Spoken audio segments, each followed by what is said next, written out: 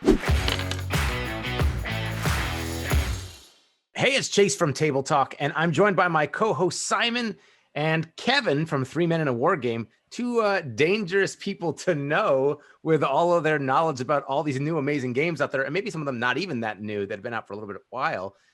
But today we're going to be talking about something a little bit out of my wheelhouse with these card games, collectible card games, things like Flesh and Blood and MetaZoo of all things. And so I'm really excited to kind of explore this topic. So Kevin, first off, thanks so much for coming back on. Yeah, I'm glad to be back. Thank you for bringing me back on.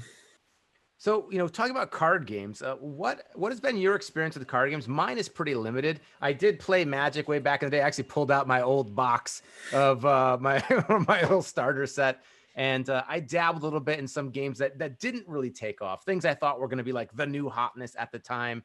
I know I was talking about my old Warhammer 40K card games and things like that. But how did you guys first get into card games in general?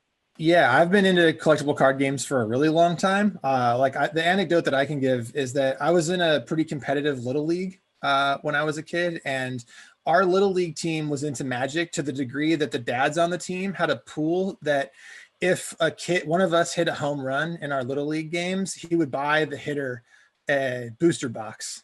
What? And then we could like open it and play it with the team and stuff like that. So I've been playing since I was about, I think 9 is when I opened my first booster pack of Magic. I played all the way through high school and then gave it up. I came back briefly for the Time Spiral block, which was like early 2000s. And then I stopped, and I haven't played since the Time Spiral block. But I played a lot of card games in that time period too, like the old Star Wars TCG. I played the Decipher game. Along with Jihad and Netrunner, and like anything that I could slip past my parents, I definitely tried it, and I gave it up. And I thought I was done for good when LCGs came out, because I thought LCGs were a lot more of a consumer friendly product. So I am as surprised as anyone to be back in the TCG market. How about you, Simon? I'm kind of a late bloomer. I've always known about card games, and I remember Magic when it was first released. I had zero interest. In gaming, I'm like a returned gamer from my teens, had 15 years off and then came back to it. And inevitably, when you make that first entry into a game store, you kind of think, is this a good move? Am I doing the right thing here? And you kind of walk in, and it's very welcoming. People are lovely, but you feel like you don't fit in. You're not one of these guys. You're just someone else who showed a mild interest in miniatures. And then inevitably, you notice different card games and things like that. So kind of did it. I'm ashamed to say that if something comes out, I buy it. And I think this is going to be great. This is going to change my life. And I look at all the cards and think, yeah, this is good. Now I'm going to play a game.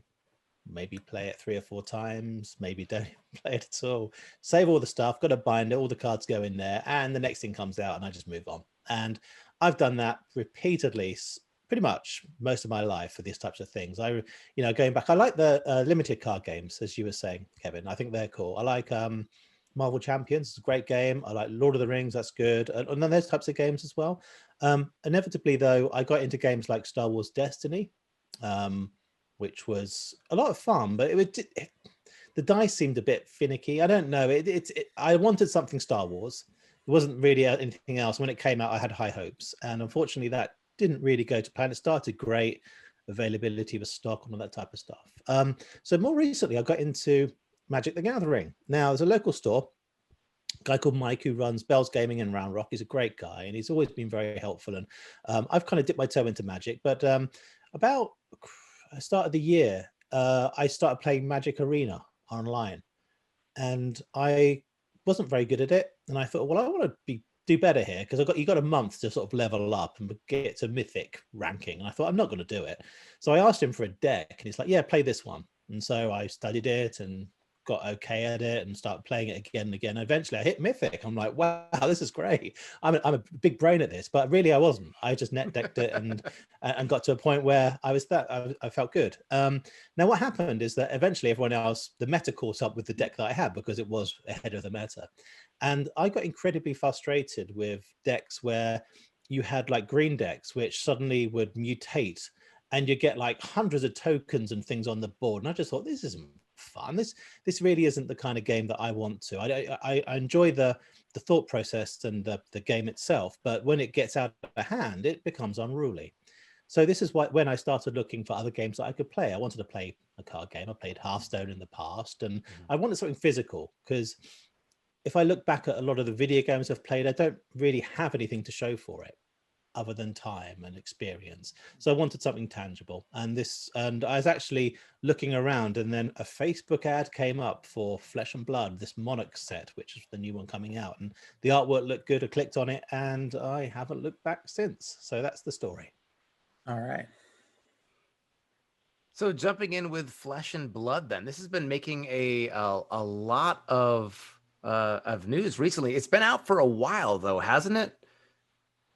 Absolutely. So just to give a bit of background, if you look at games like Magic the Gathering, I think it was created in like 1993, and about 5 years later was acquired by Hasbro. And so over that time, it's had a kind of it's obviously it's the leading card game, but a lot of the fans have had issues with the business model at times, the way that some of the sets have been created. Now, Legend Story Studios was, I think, founded about 7 years ago, I think it was, and the guy called James White, who had previously worked in distribution in New Zealand, got together with a bunch of other people, and I believe there was about 10 people at Legend Story Studios over that period of time, who then developed their own card game.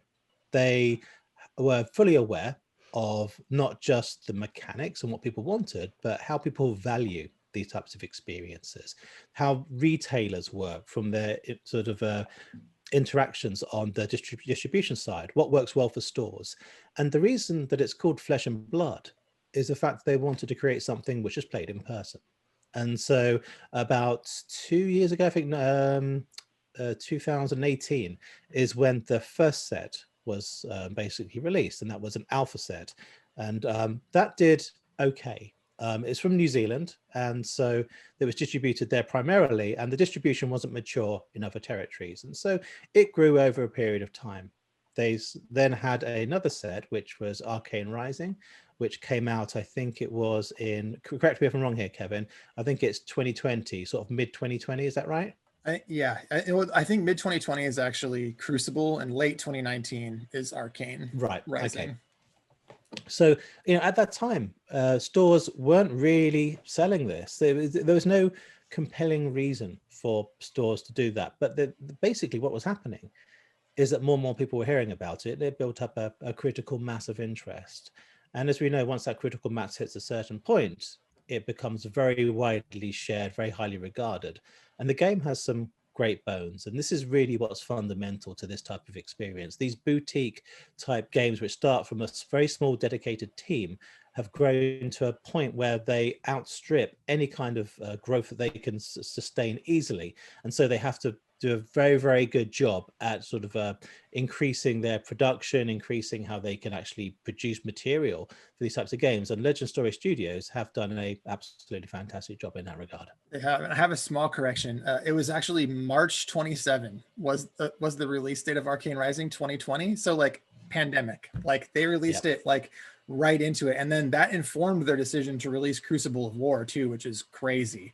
It's crazy that they stuck to their guns and they printed it. It just goes to show you how important timing is in this regard. You can have a fantastic product, you can have a ravenous fan base, but consistency is important, and so is timing. And I think that they just rode that wave perfectly. Yeah. What we were seeing is a transition from people playing games to people collecting things or assets for games. Because you weren't playing in person, you wanted something of value, you wanted something just to have. And so buying these booster boxes, and we'll talk about the different releases, became something which is of tremendous value to people. And so by that, it increases the collectability. And this is what many people who don't really know about the game, but they've understood it maybe in the news or seen an article, is the explosive growth in terms of the value of some of these initial sets. Yeah, I think we hit the tipping point somewhere around November or December of last year. Like that's when it crept onto my radar. There were people that were saying, once the pandemic is over, we want to start a group at our local shop. And that was when I first took notice. And then it was actually at the most recent printing of the unlimited sets that I actually bought in. So, yeah. Yeah, that critical I mass got in. thing I is got there. in just at that, probably about that same time. But so Chase knows I always encourage him to get into new Yeah, games. I'm the it's so bad between you and influence. Kevin's like very knowledgeable about all these sorts of cool games, new and old. And then Simon's always like, this new thing, just have it on your radar. Like, watch out, just be aware. And this is when I was like, we'll see. Simon, you've got all sorts of goodies too now, I think, but we'll take a second to get into that. I was kind of fortunate to see the opportunity not just to play, but also to maybe park a little bit of money in this type of product. See, I follow some YouTube channels that do that, and I wouldn't say this is my primary interest, but it's exciting for people who want to sort of acquire things for games, especially when they're very limited. And so I took that opportunity. And it's something which I'm glad I did now, because it has been some like tremendous growth in that regard. So I'd love to cycle back and talk also about the kind of the collectible side of it, right? And maybe what that means for games. But say someone's just tuning in now and they're watching through and they've heard about Flesh and Blood a lot. Like this name is coming up a lot. And I know, pandemic makes it hard to play games in the way that we've been used to. But I know in some countries, in some zones, I mean, in New Zealand, for example, things are relatively open. The outbreak, the pandemic was handled very differently there than some other places. And, people are playing a lot of this game. So you're hearing about it. So what's the appeal about this game? Like, what's the big picture overview so that, what makes this game so great? Like how is it not just, another printing of a game like Magic or Keyforge, right? That was the one I bought in on. I thought this is going to be the world breaker. They're going to end all games. And it was fun. But, I honestly, I haven't really played it in a long time. I bought the starter box thing and I bought a couple decks and that was it. So, kind of how can we maybe sell me here on Flesh and Blood? What, we talked a little bit about it already, but like what makes this game actually so good and fun to play? You want to take it, Simon? Should I start? You start and I'll finish. Oh no! All right, this is dangerous. Kevin's gonna double team it. Yeah. Wow, it's a big combination thing, and the first thing that I would hit on is how Simon said the game has good bones, and I don't even know if that's adequate. This game has the best bones. I like that. That's the I've got a graphic for that. No, not bones. No. The first I think it's a greater than the sum of its parts thing. One of them, amazing artwork. Like some of the best artwork I've ever seen in the TCG game. I think Android Netrunner is the only thing that's even close in terms of quality of artwork on the cards. Number two, it is think of like the biggest earworm you've ever heard for a song. This game has a gameplay loop that is just a brain worm. Like every time you finish a game, you're thinking about hands that you had, how you played the hands. You're thinking about building your decks to see certain types of hands, and you can, because of one of the core mechanics of the game, actually build future hands for later in the game. Which is a really interesting, and it's like second level play in this game doing that, but you definitely can. And again, the gameplay loop itself is irresistible. It's one of those things that as soon as you start playing it and it clicks, you're just like, wow, this game sinks its teeth in like very, very hard. And I think we'll get into that a little bit when we talk about the tabletop simulator stuff later and actually look at some more of the cards. But it because of the way that it works, it's basically there's no dead hands. So okay, that's interesting. And that artist appeal, because that was one of the things I struggled as a very casual entrance into card games. It's like, how many lands do I have to have? And if I so that I don't have like, I got nothing in my hand, or I got too much. And and I'm digressing. So let me just get to the sum of the parts thing. So great artwork, fantastic gameplay loop, and smart collectability. Are I think the three big things that that give me the utmost confidence in this game, and also a team of people that if you listen to them in interviews clearly know what they're doing. And it's evidenced in the cards they've designed and the way that the packs are designed, that they know exactly who they're marketing this game to and exactly what those people want, and they're giving it to them. So when you say smart collectability, what does that mean? Is that about a minimum investment, or is it how it grows out, or? So it's about your minimum investment, what you need to play the game functionally, and how the most chased after cards affect the game itself. So a big problem with a game, especially like early Magic, current Magic has sort of evolved and passed this problem, but early days Magic, so Alpha, Beta, Unlimited, Arabian Nights, Legends, like those core original sets, they had a problem where the rare cards were the best cards. And you could stack a deck full of rare cards and you could have decks that were thousands of dollars. And you can in Modern now, but in the standard constructed, you don't really see that. Like a standard constructed deck in Magic, I think now is like $200 for a competitive deck, which might sound like a lot of money, but it's not like crazy like it was back in the mid 90s.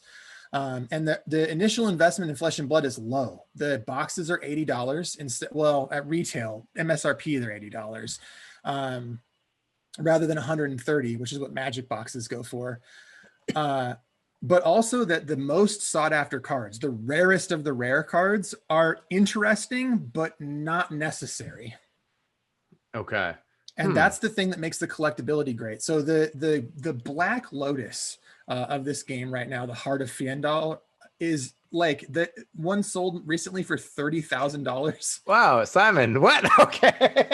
So are you kidding me? I'm just going to point something out. Okay, so, this is very important. But hold on, because there's two layers to this. Is that a cold foil or a rainbow foil, Simon? This is what I'm going to discuss. So, basically, this is from the Unlimited set. And all the cards are available. Actually, pretty much all the cards are available in both the Unlimited set and the first edition or Alpha edition. So there's no difference in terms of the cards, but the cards they have a rarity. And the Heart of Fiendal was from the first set. And this is basically, you get one of those in every 40 boxes. Now, if you had the Alpha set, what would happen is they would have a card which actually had a distinct difference, which it was a cold foil. And a cold foil is a process which they've developed, which actually is slightly different from traditional rainbow type foils. What it is, it's more of a matte type. I've got an example of one here. It's very hard to see on camera actually, but you can see it in person. So this is a cold foil card.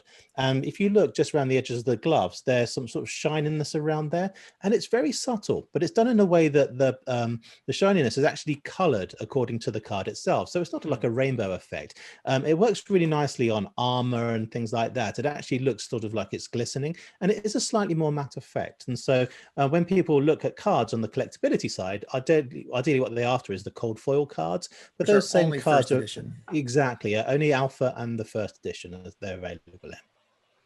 So that makes the first edition cards super premium. So those first edition cold foils are the like chase cards, and then you get into Unlimited, and then everything's a rainbow foil, and that's not to like knock that, like that heart that would just got held up's not worth a trivial amount of money. It's just not worth $30,000 like a cold foil would be. Okay. Yes. So all the gameplay, the art, all that's beautiful. And then it sounds like on the other side, there is a certain collector's aspect too that is really strong with the game at this time. Yeah, and that drives demand for the game, right? And that gets people talking about the game, like, and it creates a cool chase. Like, why wouldn't I want to buy a couple boxes for a chance at one of those fabled cards? Because that's the rarity. Like, you think 1 in 40 boxes, and a box has 24 packs. Like you got to rip open packs to hope that you pull one of those fabled cards out. But also, even if you pull one, you're probably not going to play with it because, again, the cards are interesting, but not necessary. Where all the other cards are both, they can be very, very good. And there are multiple rarity levels in the game. But, you know, I've actually started dipping my toes into buying some singles, and the most I've paid for a single to date is $18. So paying $18 for a card isn't unreasonable. Yeah, I think the same. Just to recap on some of your points. I think the design in terms of the way the game looks is absolutely critical to the success. When we look at the cards themselves and the artwork, it is unsurpassed in this space. I'm very happy to say that. There's a lot of good looking card games out there, but in terms of Flesh and Blood, it's very cohesive, and it really shows they've spent that 7 years not just developing a card game, but a world. Yes. There is a lore book which is available, and it's a very interesting, deep, multifaceted read that basically explains the different characters, their history, their heritage, who they know. And it's very, very deep. And each card has been created so sympathetically with that world that it feels, when you play it, like you're actually telling a story. And Legend Story Studios, it's not lost on me, that's potentially why they have that name. Now, with the cards themselves, is like I said, at different rarities, some of them are not essential, but what you can do is you can build around a certain type of card, and each of the different heroes or champions plays very differently in that regard. Kevin, it might be a good idea to open Tabletop Simulator now and show people exactly what they'll be presented with. Absolutely. Yeah, let me go ahead and do that just real quick. There we go. So this is what it looks like when you play Flesh and Blood. This is Tabletop Simulator. This is put together by a fan. It's not an official sort of a mod, but it is something that you can actually play very easily. And a lot of people do practice online. Now, with the pandemic, obviously, this has been quite difficult for people to play in person. And so what you find is that Legend Story Studios support a lot of the stores doing webcam-based games, and that's very, very popular. The only thing they don't do is so much is the competitive side. It's mostly like friendly type of engagements where you play in, you know, maybe a hand or two, or maybe a tournament with different people, but there's no real winners. They distribute the prize pools at random. And so that's great for people who just want to jump on. And there's a whole variety of different skill levels. There's no, you know, you're not going to play against experts because the growth is so meteoric. Most of the people haven't even played before. So don't be shy. If you want to give a game, find a store that's running an online tournament and just dip your toes in. And you just need a few packs in an unlimited set, and you can do so. Yep. Now, you notice that the way I've got things set up here, I've got a play mat, and over here is my opponent. You can see I have a hand of cards, which are pre-selected, and I'm just going to scroll in here. And what we'll notice is the heroes. So we've got Dorothea here, who is one of the popular heroes, and she's a warrior. And you'll notice we've got two different versions. One thing about Flesh and Blood is that there is a number of different ways of playing. I think there's like a multiplayer version. There's also the main version here, which you use this hero for. And there's another version, which is Blitz, which is basically you have fewer cards. So with the main version of the game, I think you have up to 80 cards. And then with the Blitz version, I think you're limited to 52. You'll notice that Blitz has half the health, which is in the bottom right-hand corner. So typically it's a quicker game. So if you use this hero, what you would do is you'd then create your deck, which is over here. I'll just remove this one from the playmat, put it over here. There we go. And you'll notice beside the hero, we have a weapon. And each hero has equipment. And what's unusual about this is it is actually on the board itself. So you're presenting this information as you play, and you can customize this. You have a variety of different options for weapons and equipment. If you go over here, you can see that we have a selection of armor. And the armor basically serves as like an armor save. So if you were getting attacked and you wanted to mitigate some damage, you could use a piece of armor, and the armor would normally be destroyed, in which case you'd flip it over like this. So really, this is the state that you're dealing with. So it's a very different from traditional Magic type games. You have information on the board, which you can customize, which lives outside of your deck here. Kevin, do you have any points you want to bring up at this stage? No, you're doing it so far really well. I would say like the armor isn't the only way to block damage, but we'll get into that. And then also a lot of armor also has very powerful one-time use or once per turn effects too. Some of the more powerful pieces of armor that you can use to, and you again break the armor for a powerful effect rather than for blocking. But what it does is it creates that tableau at the beginning of the game, so your opponent knows a bit what your potential is without seeing the cards in your deck. But it also informs your strategy and is another resource that you have to manage, because your health is a resource, your armor is a resource, your weapon is a resource, and so are all the cards in your deck. Yeah, absolutely. And there's a whole variety of different heroes. I think at the moment there are 8 heroes in the main format, and then there's the Blitz heroes, and there's some additional ones there. But Blitz is very popular online. It's a quicker game. It's a lot easier to get into. It's really also, oh, sorry, Simon. One other small note is that if you're playing either sealed or draft, you're also going to use the Blitz hero. So because the Blitz format came after, like, that's a recent development, and originally the young heroes were set for draft and sealed play, because the boosters do support, like every booster box supports an 8-player booster draft or a 4-player sealed event, and they're designed specifically to do that. Cool. Okay, so next up, how do we play? And what we do is we draw some cards here. Now, this is your intelligence, and that's basically your hand size. You'll notice that oh, I've drawn too many cards, so let's get rid of one. Here we go. Put it back on my deck. There we go. And this is my hand. Now, as Kevin mentioned, one thing which was unique about this game is the fact that it has its resource system baked into the main cards. And at the top left-hand corner, you can see here that we have our resources. So for Driving Blade, we have 3 resources. For Stroke of Foresight, we have 2, and for Sharpened Steel, we have 1. And these are color-coded, blue, yellow, red. Now, when we have these different cards, what happens is that the power level changes according to how much resources on each card. So you have Driving Blade Blue, which is a rather weaker effect, but then if you go to yellow, the effect will be slightly stronger. And if you go to red, it will be a very strong effect. But with red cards, you only get 1 resource. And so with your hand, it's a little bit of micromanagement going on here as to how I then create resources to then be used. And this is extremely multifaceted in terms of gameplay. It's a very dynamic game where there's a lot of backwards and forwards. You don't want just basically to blow all your resources to play your powerful cards. You're going to be in a lot of trouble because there's a lot of interaction. Another sort of core mechanic, we're not going to go too deep into this, is go again. So when you attack with your weapon, what will happen is you say, I want to attack with Dawnblade, and I'll put this up there in the combat chain. And I can use this as my attack, and this will do 3 damage to my opponent. My opponent would then elect to block this attack, and they would go to their hand. And in the bottom right-hand corner, you can see that we have the armor values. So if they wanted to block 3 damage, they can say, oh, I'm going to use this card here and block it. Now, they may elect to play multiple cards. The way this is set up is that you're always not going to have the best outcome because of this color-coded resource system. You're going to have to do the best you can, but you don't want to play all of your cards because when they leave your hand in a defensive sort of engagement, you then need to then go into the next round to attack.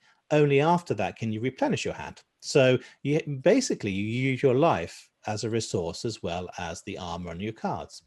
Once you've completed this stage of the combat chain, what you can do is say my opponent blocked, you could use something called an attack reaction. And that allows an additional effect, which normally boosts the attack or does something to your opponent. Your opponent can play a defensive reaction, and then that interaction is resolved. If you have go again, what you can do is you can then play a second action and you can then attack again.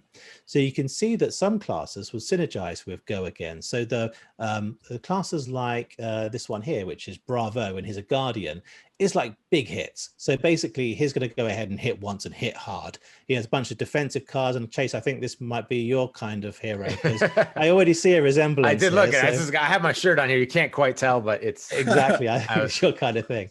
But we have like classes like Ninja who are very agile, do small amounts of damage, but continuously have different attacks on the chain. And as you attack, say the second time, there's an additional buff.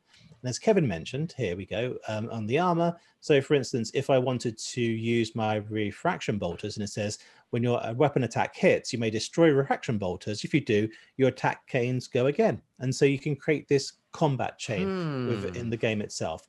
I don't want to go into too much detail, and there are a ton of playthroughs and tutorials on YouTube, but I just want to give people a feel for it because when we talk about these subjects, suddenly we gloss over it and people don't always know what we're talking about. So I just wanted to show you kind of how it felt to actually play the game.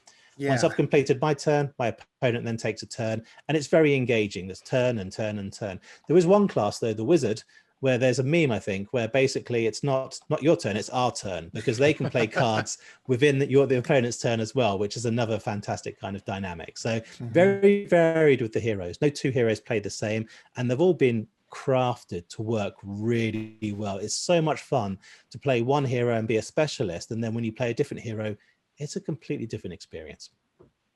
Yeah, absolutely. And you're probably putting it together now, but to reiterate, part of what Simon was getting to there is like the hand management is this exercise, because since you draw at the end of your turn, that means you have to go through your opponent's turn and be very careful about what cards you use to block with, because whatever you use to block with, you're not going to have on your turn. Interesting. And then another core mechanic, and I want to just mention this because it's my favorite part of the game, is how you actually use the resources. So we talked about the fact that those cards have that pitch value, that 1, 2, or 3, or red, yellow, or blue.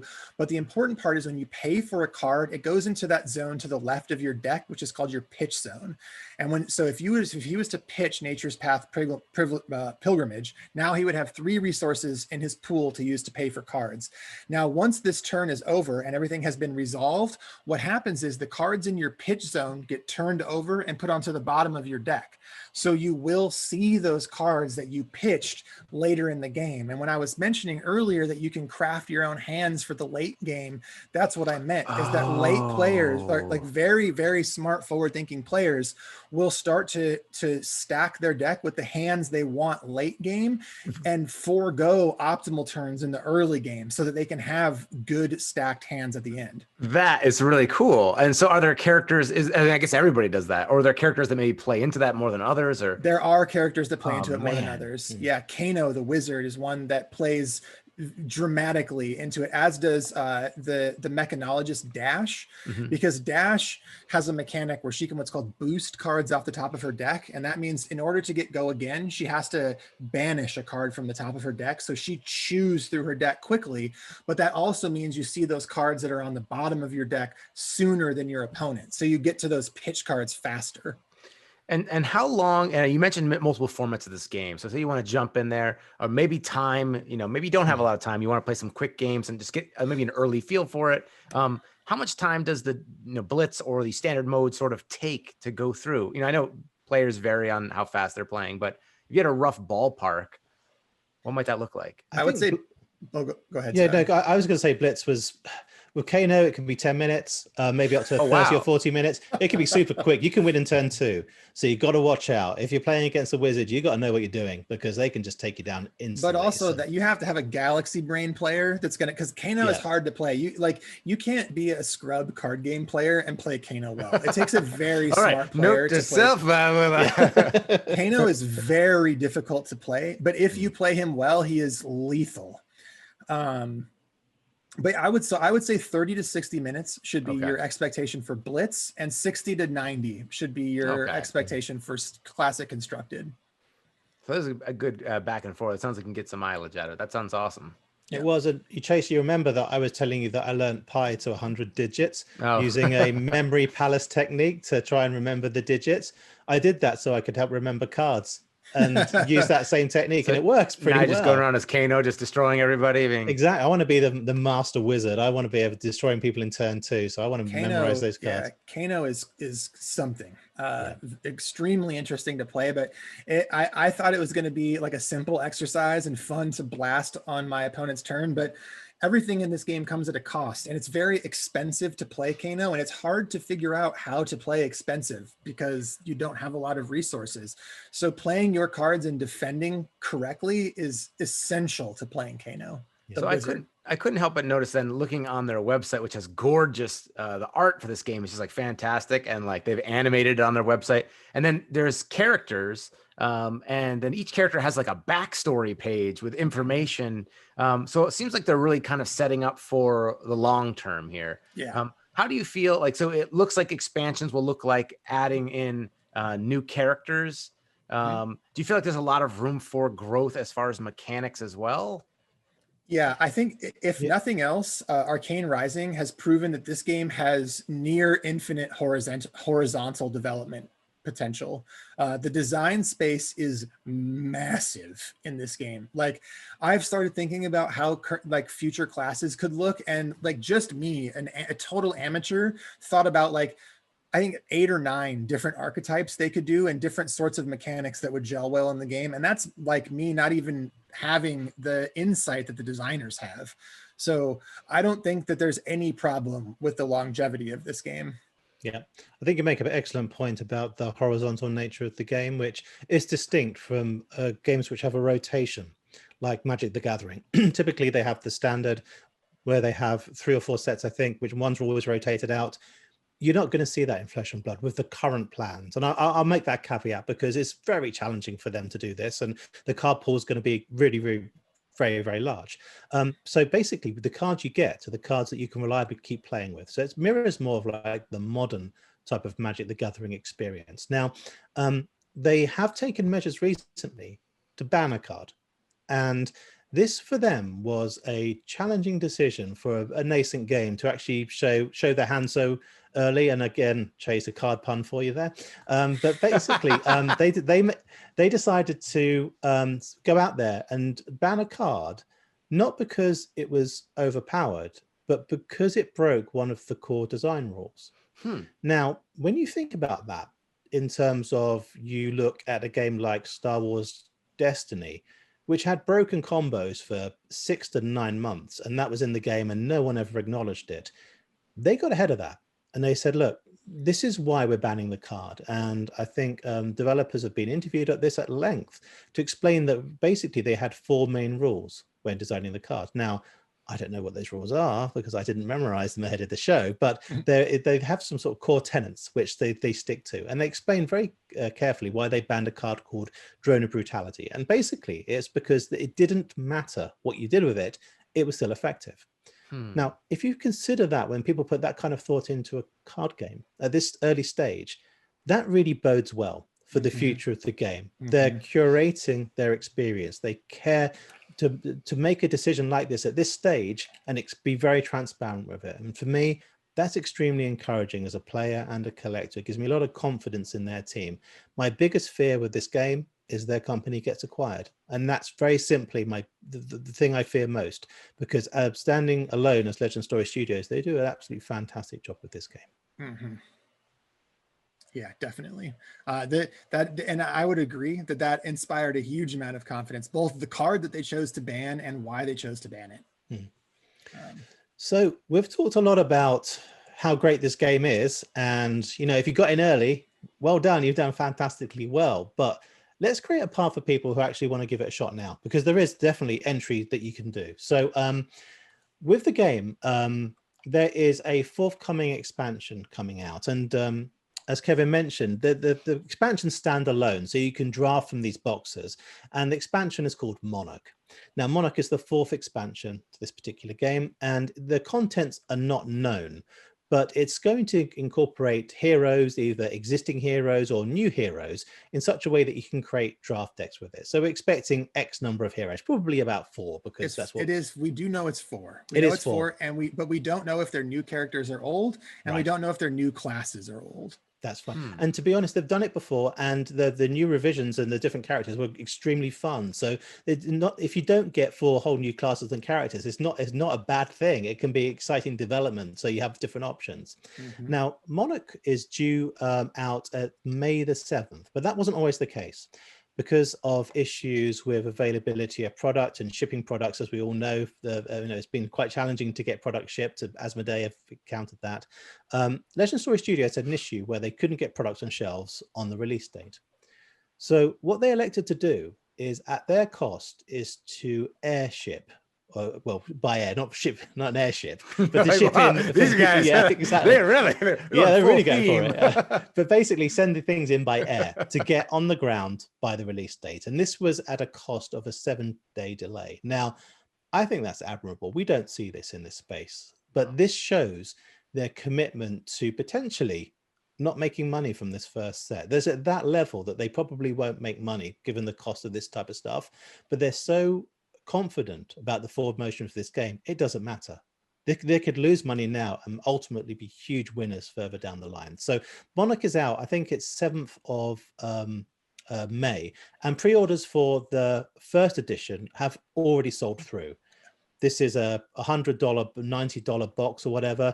The secondary market is already at $400 for those things. They're not even in people's hands yet. So you can see that's challenging. But 3 weeks later, they have the Unlimited set coming out, and the Unlimited set will most definitely trade at MSRP, and there's always discounts for at scale if you want to buy, say, 4 booster boxes, and this will give you your entry into the game. There's also a selection of starter decks, which you can just buy one, and you're paying $10 and $20, something like that, for a set of a blitz deck. So it's probably about 50 odd cards, and you can sit down with your friends and experience this fantastic game.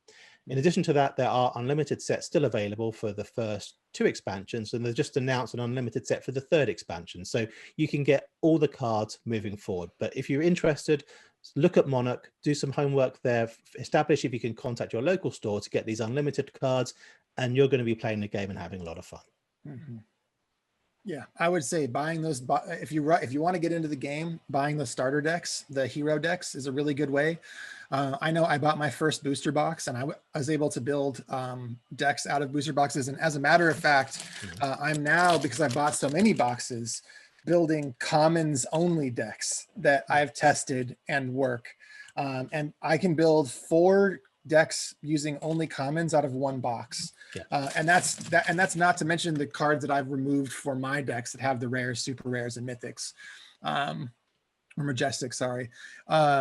But you can buy a booster box, so for that $79 price point, and you can probably build two to 3 competent decks, 4 decks out of all the commons, and with a couple rares splashed in. So you can definitely do it those 2 different ways, I would think. And then even another way still would just be to buy 6 packs, because 6 packs gets you at what would be called a sealed entry, so that you can build a sealed deck out of the 6 packs. I would encourage people not to be put off by the speculation and the talk of money and all this type of stuff. It won't affect you. It won't come into your orbit. That money's already been invested and people are very happy with what they have, but that's not going to stop you having fun. Yeah, also, ignore first edition. Exactly. Yeah, really, seriously, unless you want to have something special in your collection, and it's going to have to be pretty special because these things are really expensive now, stupidly so. I wouldn't encourage anyone initially to get started with that. But that said, you can enter like these online tournaments and you can win fantastic promo cards, which have value on the secondary market. Again, Legend Story Studios have established what people value in these types of cards, and you can't just get them easily. You have to compete to get them, but the prizes are worth hundreds of dollars on the secondary market because they've set it up and they've empowered stores to hold these events. So it's very exciting for anybody who wants to get involved at any stage. They can actually have something cool, a play mat, maybe some foil cards or something like that. And this enhances the experience and then draws people towards the collectability more. But like I said, don't be put off by all this news on the secondary market, this boom, this bubble that people talk about, these Beanie Babies type stuff. This is not what this game's about, and it's a byproduct of people loving what they see. Yeah, and they've actually built the game to avoid the bubble by doing things like I was talking about earlier, and making the games the cards that are most collectible not essential to gameplay. Yeah, thereby separating the collectability from the playability quite a bit. So finally, from me, if you look at the future of the game, obviously we've mentioned Monarch, and there's another set, Kingdoms, which is probably slated for release later this year. We are seeing expansion now with traditional card game coverage on social media. So for instance, YouTube channels. There are a variety of leading content creators who were very hitched to Magic the Gathering previously, who are now exploring this game extremely seriously. We're looking at, is it Tolarian Academy with the professor? Yep. He's due to cover this. He's very, very narrow in what he does. And he's actually the leading Magic the Gathering channel, more than Hasbro and Wizards of the Coast. He's got more subscribers to his channel. That's going to get some tremendous visibility. You've got people like Rudy from Alpha Investments, who basically is a bit more bullish on these types of things from the investment point of view, but again, hugely influential in this space. And people really like to listen to these types of personalities, to basically they're trusted sources of information. And looking to these types of folks to get validation on their decisions is very useful. The whole game's been built around trust. The whole game has been built around the fact that we will deliver a fantastic product, so people have a lot of fun with it. You can rely on the fact the team is extremely capable.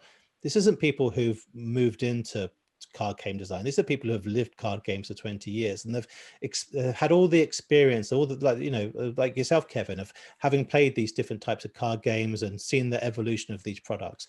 So we're in a very capable pair of hands. Now, I'm not going to be a complete fanboy because, I struggle to understand some of the mechanics of the game, and it's kind of difficult to play against excellent players. You can get trashed really easily. And so it encourages me to learn more. I would say that playing with people of similar skill and maybe entry level into the game is a lot of fun. But I've sat through games where I really couldn't follow what was happening. And I was thinking, this is just grossly unfair. There's no way that I could ever win this. But it was all down to me and the decisions I made. My deck was extremely viable and I just couldn't compete. Yeah, It this seems is like a pilot centric game. Like you can net deck to oblivion in this game, and if you don't play skillfully, you won't win. This is a game where there is enough randomness that a slightly less skilled player can win, but it is also the type of game where 90% of the time the more skilled player is going to win the game, maybe 95% of the time. so. From what I was understanding in your explanation too, it looks like you can kind of mitigate that luck by kind of setting your hands for the future, essentially. And there's lots of ways to mitigate these issues that you might have of being like, oh, I just lost because I got unlucky. Yeah, and even like not even thinking about like what I would call second level play, which is what that is. Like just learning when to let hits through, like because your health is a resource too. And in the standard game, you have 40 health, which is quite a bit. Like that's many turns of damage.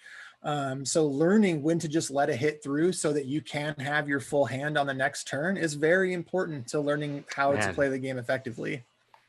Yeah, it sounds awesome. I think there's one thing we haven't mentioned, and this is quite important for people new to the game. You're fighting each other, okay? Right. And all of the cards are maneuvers or moves or things you would do during a fight. Correct. You're not summoning some weird UFO or something like this. This is not what's happening in this type of game.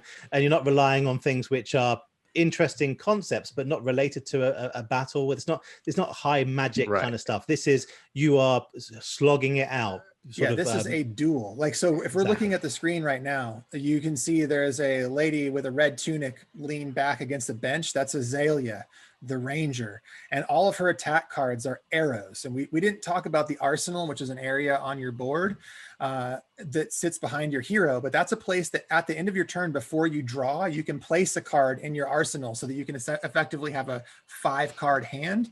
But how you use Arsenal is limited to that you have to play the card. So you can't spend a card in Arsenal for either resources or defense. It must be played. But all of Azalea's attacks are arrows, and they have extra effects if they're played from Arsenal, which is like loading an arrow and then shooting it. And all of her attacks have fun thematic ties, like her hamstring shot, which makes your next turn slower. Or like, and it's very thematic in that way. So and she's the only character that plays that way. Like all the characters use Arsenal, but she's the only one that uses Arsenal like a bow and arrow. That's awesome. So it's just an example, right? So the theme comes across like really well. Of the dueling, right? So when you're fighting the ranger, you are fighting somebody who's like jumping back from you and firing arrows at you. Well, so here's maybe a potential problem. Then I'm like, these sound so cool, but I'm worried about jumping in and picking the wrong hero for me. Like, how do you kind of navigate that space? I think that's a really good question, Chase, actually, and it's a harder one to answer. And so one of the answers that I'll give is that there are a lot of people like me right now who will straight up stand this game. Like I'm not gonna go onto the Simon Spart and say that I'm not quite in. I'm way in. Like this is my favorite game right now, and I foresee this game being my favorite game for a long time. And one of the things that I'm doing now, because I'm 8 boxes in now. Like I've bought not as much as some people, right? There are people that are buying 30 boxes, like boxes of cases. But I'm already going through and making decks to just give away to people so that I can be like, look, if you want to get a feel for these, you can play them. And there are lots of places online where people will sell you a stack of cards like this. They'll just send them to you for the cost of shipping. And as soon as you get into the Facebook group and you start asking people, where can I get some intro decks? People will give you links to intro decks that are between $5 and $10 for whichever hero you want to try. So that's one way. Another way is to just buy a box, because as I said, when you buy a box, because of the way the packs are structured, and this is a smart thing that Legend Story Studios has done, because of the way the packs are structured, you will assuredly pull enough cards to build basic decks with all 4 heroes. There's just no way it won't happen, because the packs are constructed in a way that they have to support 8 and 4-man drafts. And because they have to do that, you have to be able to build decks with all the different heroes. So if you go and buy a box, and the way that the sets are structured is there's 4 heroes per set. So you will be able to play with the 4 heroes that come in that set. Gotcha. Huh. Uh-oh, here we go again. We got him. Oh, no. So it's an exciting time of the game right now, because with Monarch's release coming in May, they're starting to push out a lot of information about the sets. So what we're going to be seeing is, I think there's a preview starting April 12th, but I know they're going to push out some art later today. So there's a whole variety of things. You probably get to see the new heroes, understand a bit more about the story and the story developed. So I've always struggled with the Magic the Gathering story because it doesn't seem to be very impactful.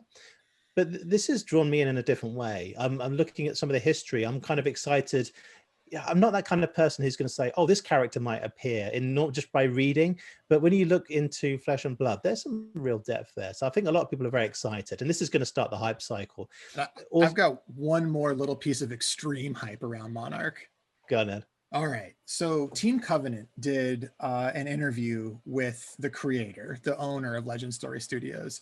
And Simon hinted that the game took 7 years to develop, and that's legit. They formed the company in 2012 and launched the game in 2019. And they took the 7 years that it took to launch the game to develop it into a great game. Now, the game they developed before launch is Monarch. So Monarch is the representation of all of the rules they designed pre-putting the game to market. But they decided that the game was good enough at its lower stages. So what they did was they stripped back mechanics and they released only like strong melee-centric heroes in their first set, which is Welcome to Wraith. And then they introduced the magic or arcane system, and those heroes get put forth in Arcane Rising. And there is yet another mechanic that is central to what the game will be moving forward after Monarch that we haven't even seen yet. So the game is so strong already, and we haven't even seen the game as it was originally intended and designed, because those cards are coming in Monarch. It blew my mind when he said that the game as developed is the game post Monarch. So the first time we'll see the game in its full and complete state is when this game releases. And I'm hyped beyond belief for it. Yeah. Well, fantastic. So, yeah. I mean, I'm definitely, so, I'm excited partially on several levels because I haven't played card games in a long time. I have some friends that are really into Magic that I think I could probably get to jump in on this with me. So I have some people to play with.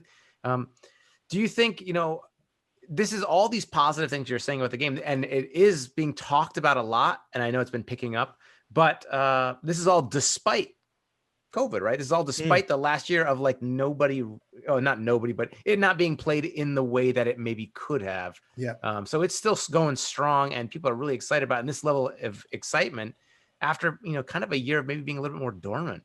Mm-hmm. Yeah. And so I've got 3 vaccinated friends, with myself also being vaccinated now, that have been meeting and playing garage games. And I've got about 30 games under my belt at this point. And it's like, outside of the miniatures games, I'm obviously excited to play. This is the game I think about the most and want to play the most. Like, I'm always with my friends in our Discord, like, when are we going to play another game? Like, who wants to get together on Tuesday, like over lunch, and play a game if we can meet somewhere downtown? It's just that good.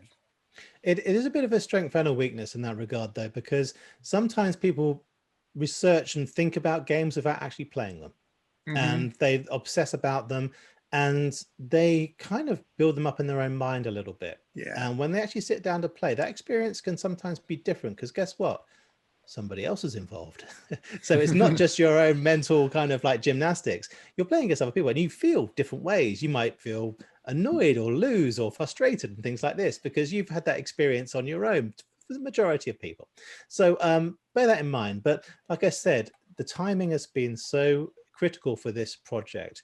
Legend Story Studios have rolled with the punches and thought, okay, this is potentially what's going to happen. Now, if Monarch lands strongly, if everyone's hope that COVID becomes manageable and a lot of people do become vaccinated and we can start meeting in person, don't you think that this is the kind of game that is going to basically go into the stratosphere? This is the kind of experience that people are going to say, hey, this is a really cool thing. Everyone's itching to play it. Yeah. Now let's actually get out there and start advocating within game stores and talking to game stores about stocking this type of stuff. We're going to see a huge growth here. And it's a very exciting time for any game, but I think they've cracked it. I think they have too. Yeah, I think they've done everything they needed to. They've been reactive. They've did the best possible thing with COVID in terms of a slight delay to one set, and then doubled down and said, no, production's going to continue to happen. And I wish them all the best, because talented people deserve to win in this industry. Yeah, agreed. And I think you're right. I think this game is it's to the moon if it lands properly toward the middle of this year. Well, it's exciting. We'll be keeping our eye on this game. I'm going to jump in, and maybe Simon, you can walk me through some basic games and crush me over Tabletop Simulator while I find my legs here. But that would feel good. That's a win. That's a win right there. Is that what this is? The long con? It's all exactly, just to be like, I just want this experience. And don't worry, folks, we'll probably record those as well and put those up with the video. So I can commentate on them. That would be there. Fun. We go. Perfect. I have a bad history of having people help me with games. Even we did a Patreon play, going off topic here, but Among Us. We did a game of Among Us, and we had Simon, game developer, Fabio Curry, and Michael Chanel play. And first round, first second, I get like murdered by Michael Chanel, and he was laughing the whole time. And I just having a good track record of that. So no promises on whatever we record. Good stuff. But this isn't the only card game that's out there. Simon, I know you're a man of wealth and taste, and you're always looking for other properties as well. Has there been anything else that's been on your radar? Yeah, there is actually. From the sublime to the ridiculous, and that's a bit unfair because the other game's not ridiculous by any means. But part of me, when going into these games, thought to myself, well, this has taken off. What else is out there that potentially might take off? And there was another game, and I'm going to go on record and say right now, this is not my thing. I'm not a Pokemon fan. I missed the boat on that one. I was probably in my late teens, probably early 20s when that happened. And so it was not the right thing for me at that time to be interested in that type of game. A lot of people will be asking questions. People have grown up with it, and it's formed part of their childhood memories. I'm not that guy. So Pokemon happened. Now, what happened subsequently is with a lot of these games, things developed over time. And one of the problems that we were seeing is that as financial interests become more prevalent in games from the people who own the IPs, they force games in a certain direction. And it's normally they like to homogenize games.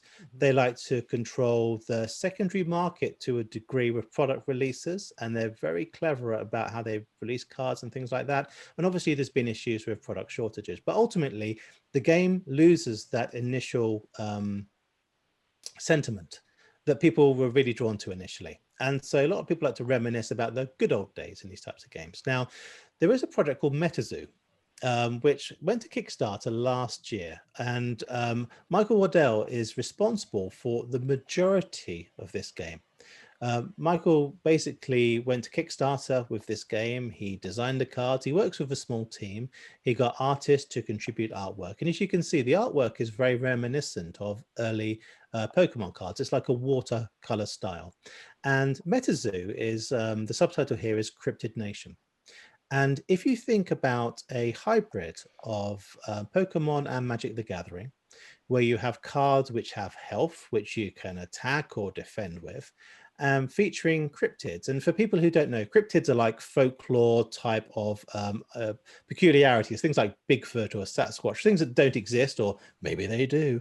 But these are things which you hear quite a lot of in as rumors and things.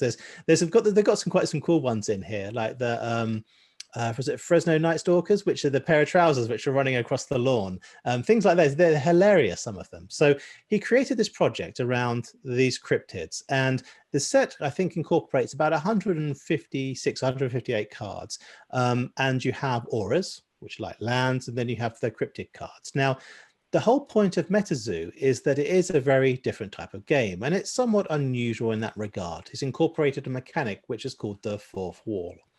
Now, when you hear about a fourth wall in movies and things like that, it normally is breaking out of the film and actually having that discussion with the viewer. So things like Deadpool, that happens quite a lot. And the fourth wall in MetaZoo is interacting in your environments. And so what happens is that some cards have interactions with your environment. So to give you an example, if it was a sunny day, there may be a buff to a card. Or if you weren't wearing pants, then there is another type of buff. Some of them seem... game. Yeah, exactly. We got to play this one, Chase. Okay. Whoa. Actually, I'm ready. Yeah. Me too. Let's go. But there's also things like you blow on cards. If there's an American flag nearby, there's some patriotic, there's a whole variety of different things. This is a very quaint game, and I don't say quaint in a negative connotation. It's a lovely game. It's a boutique card experience that Michael came up with, like I said, with his team, and now it's reached that point where it got through Kickstarter. And let's just look at this number here. It's very important. If we go up to the Kickstarter amount at the top here, you can see that 255 backers pledged about $18,500 for this. Okay, it's a small project by Kickstarter standards, but it was a success for Michael. And so he could produce the cards to a very high quality. He created both foils, reverse foils, and regular cards. And the cards look great. They're great cards. And so basically the Kickstarter people received all of their product. And I think that was earlier this year, just right at the start of the year. Now, that was great. That was a success. But what happened is that people suddenly became interested in the game. And I think that the timing wise, this may have benefited from the jet stream of Flesh and Blood. There was explosive growth in that type of game. And I think some of that percolated into MetaZoo.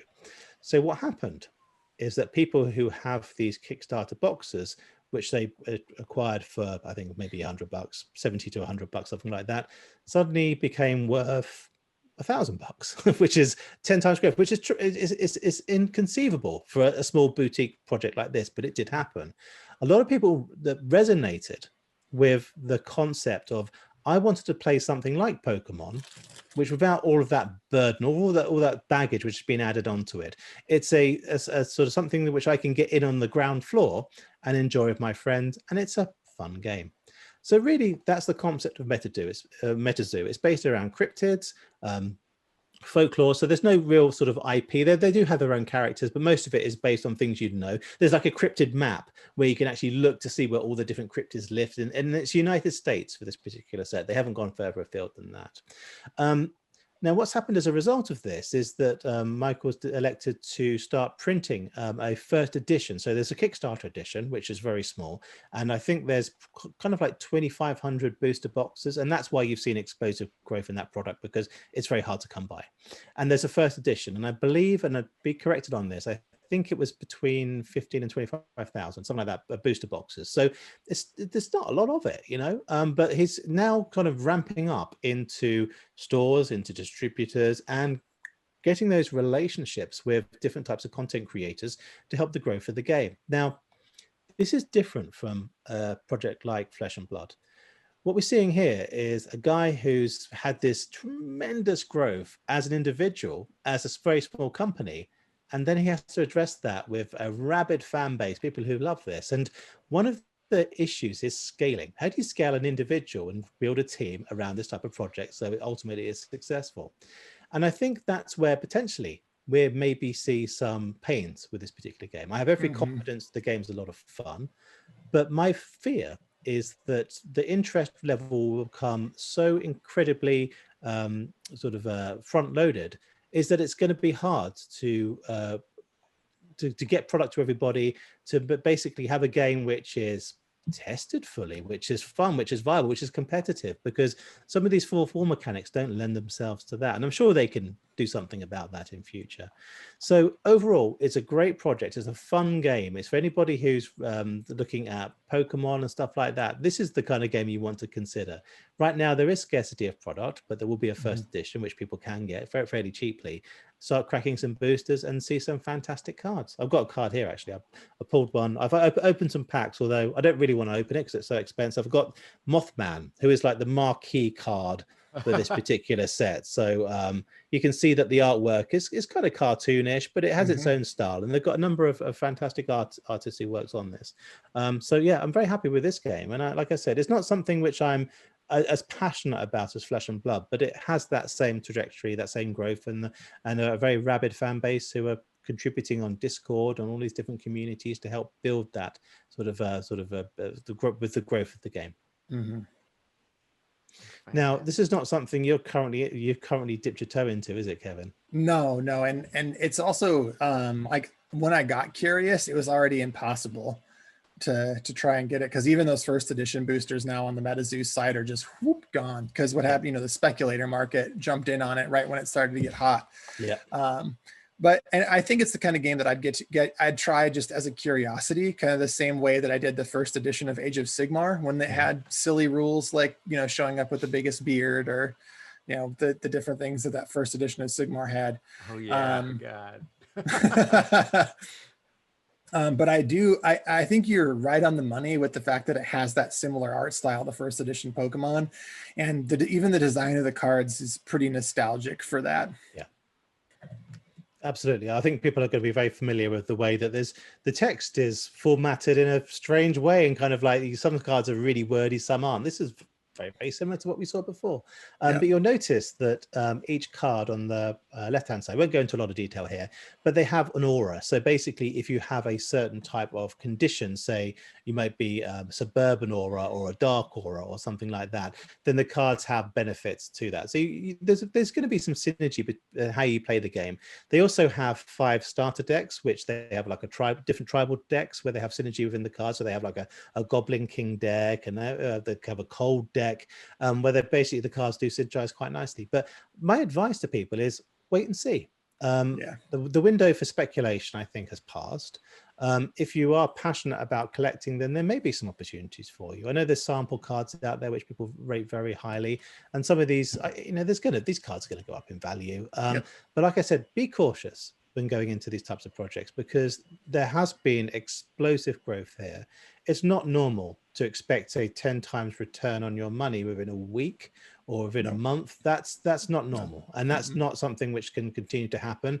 But then people said that about Bitcoin as well, and look what happened. So just put into it what you want to get out of it, which is the fun.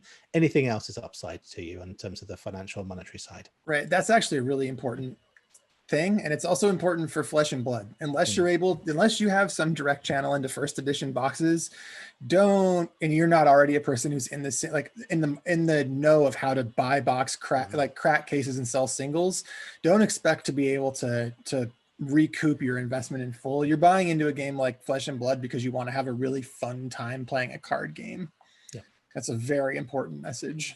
Absolutely. Are there things you can draw from, like, I'm not really into the collectible side, but is there information that you can draw about the health of a game based on what the collectible market sort of side looks like? Yeah. Oh, definitely. I mean, look at Magic, right? Like, we have a store in Madison called Power 9, which is a reference to 9 of the original most valuable Magic cards. And the store sustains itself entirely on buying bulk pallets of Magic sets and then holding them. And selling them once the sets are scarce, and also at launch, cracking cases and selling singles. Like, that is the store's business market, and that right there gives you an idea of the health of Magic the Gathering as a game, right? And Flesh and Blood is similar. You can already go onto big established sites like Channel Fireball or TCG Player and see that the singles market is hopping for Flesh and Blood. Cards are at reasonable prices so that people can buy decks, and cards are selling at those prices. Like, it can be very hard to get rares and things right now of the sets that are not being Crucible of War is one of the sets that we talked about, and that set has only had a first edition printing. Its unlimited printing is still coming, and because of that, the cards are hard to get because there was only so much product out on the market, and a lot of the people who crack boxes for singles have already sold through them. So, and I think that is actually a good way to look at the health of a game, like the secondary market, not being too explosive and putting proper value, but also seeing the cards sell at those values is very important. Well, that's what kind of gets confusing then when you see something like MetaZoo then, right? So is that, it's got its own sort of bubble here, and what is a good bubble? What is what does that mean? I guess I'm trying to parse through, because Flesh and Blood, I see that bubble. Also, when you look at just kind of the groundwork, like Simon, you were talking about with MetaZoo maybe being how do you scale it? Flesh and Blood seems to be in all the right places, having this good solid foundation. I think it'll come to the future of how MetaZoo is printed, how unlimited product is presented and printed out, because a lot of the really valuable Flesh and Blood cards, as we talked about before, are the first printings, and even above the first printing, it's the cold foiled cards. Like, they've built the speculation market into the game itself as a hype driving mechanism, but it works really well because they release the unlimited product on the heels of the limited product, or at least that's the plan going forward. So I think that's why it's easier for me to be more recommending of the product, and to agree with Simon that to exercise caution with something like MetaZoo, because right now MetaZoo's on that Beanie Baby track where we know the market is explosive right now, but we don't know what the ceiling looks like or when that bubble pops. One thing we have to be careful of is not to be unfair to the creator of the game, because he didn't anticipate this was going to happen in MetaZoo. This was like a boutique project he did, probably on his kitchen table, did a fantastic job. And he obviously, there is professionalism here, but you're learning about the industry and suddenly this happens. I can tell you right now, he's stepped up and he's raised his game to a level where he has a very engaged community who really love his direct communication. Yes, they have had some issues where they were somewhat involved with the secondary market, and they've withdrawn from that because they've not in a way for them to make money, but for them to basically help people acquire products. And they've said, no, that's not healthy for us. We don't want to be doing that. Now, one thing which is key to any game, and talking about the board game and the gaming industry in general, it doesn't really matter how good your game is, okay? And that's really hard for some people to understand. It's about the relationships you have with the people who sell games. And if you have a good game, it's easier to have a good relationship. If you support stores, it's very easy. But I've seen some terrible games that have been distributed, both board games and probably some miniatures games, which are out there, which I don't rate very highly, but have had the exposure, the marketing, the hype cycles and things like this, and have become successful. So if MetaZoo can crack that in a positive way, get distribution, get champions for this, and then start getting product into stores, organically, they will grow. And through organic growth, they will hold the value for these initial sets, because think that it's not going to get worse. If basically the prices start going down, the game's going to fail. So there's a bit of a barometer, but like I said, there's probably about a 3-month window before product can be available at scale. And this is early days. So just hold off on making judgments with some of these projects initially. Things, Flesh and Blood, that had some issues. I think at the end of the first set going into the second one, product wasn't selling, and people are probably kicking themselves now thinking, oh, I should have bought some stuff back then. But seriously, product was on shelves, was being held, and then it ramped. So overall, my thoughts right now is that the traditional holders of IPs and gaming properties in this space have done a job where they've tried to insert themselves into the secondary market to basically tell people what fun is. It's forced fun. They're creating sets which are somewhat manipulative to gamers to basically create this fear of missing out, which is unnatural. So there's sets which happen on an accelerated time frame where people have to buy into them. There's this specialist product like Secret Lair, and I'm going to go on record saying right now, I think that's a really crappy move by a company like Wizards of the Coast to create foil cards at a premium when the secondary market's already taken care of that, and then basically layer it in marketing and making people really need these things where the card quality is terrible and these things are not necessary to have fun. Compare that to Flesh and Blood and games like MetaZoo, where the fear of missing out is built from the community. That's going to be a lot healthier long term. And I think these larger companies need to be scared of these smaller contenders rising up through the ranks now, because the strength is with the players. The designers design fantastic games, but ultimately games become successful not through marketing, because players love the people who create the games and they love the games themselves. And so for me, this is a bit of a revolution in this space, and it's an exciting time. So hopefully we're going to see some new card games, some new blood, and basically more competition in this space, because we know the competition is good for every single player in the world. Absolutely. Well, it looks like we got a lot to look at here. I'm excited to start exploring Flesh and Blood, and stay tuned for some more talk about that. Kevin, thank you so much for coming on here. Your wealth of experience and depth of knowledge and just general awesomeness is always appreciated. Thank you so much. Simon, Yeah, you're good too. No. And Simon, as always, it's always fantastic to share your passion and your insight. This is so cool for me to just get to learn more about stuff that, like, I don't really know a lot about. So it's cool to have, these experts out here that will help lend their voices. And if you're listening, check these games out, both of them. Let us know in the comments below if you're already playing or already have some Flesh and Blood or MetaZoo cards. And in the meantime, hope you get your miniatures on the table. Miniatures. Oh, whoops.